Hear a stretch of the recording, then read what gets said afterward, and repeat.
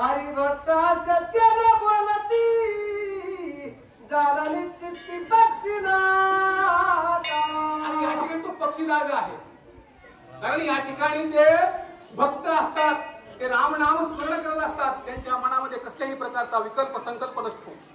आणि म्हणून ज्या ठिकाणी राजारामाला माहित होतं मी जे ह्याला कार्य सांगितलं, मी जे प्रश्न विचारू लागलो आहे त्याचं उत्तर हे बरोबर देणार आहे, या ठिकाणी मला कसल्याही प्रकारचं चूक सांगणार नाही, अशा प्रकारे त्याने मनामध्ये विचार केला.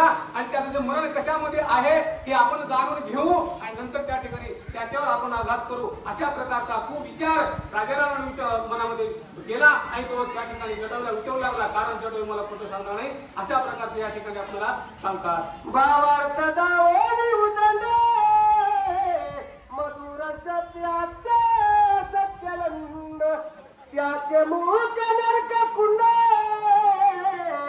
काय पूर्ण तयाचे. संवाद आहे तो. आणि जर चूक सांगितलं तर त्या ठिकाणी काय म्हणू लागले की जर तो लबाड माहिती सांगत असेल, खोटी माहिती सांगत असेल तर त्या ठिकाणी त्याचं तोंड कसं होईल, काळ पडत. अशा प्रकारची या ठिकाणी राजा रावण आणि जटायू पक्षामधला संवाद चालू आहे. जटायू म्हणे रावणासी जरी तू नित्य निज मृत्यू सांगस्य तरी मी सांगेन तुझ पासी येरासी नेम झाला.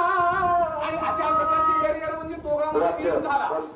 आणि नियम झाल्याच्या नंतर त्या ठिकाणी ते दोघांमधला नियम झाल्याच्या नंतर राजा रावणाने जटायूला विचारलं की तुझं मरण कशामध्ये आहे.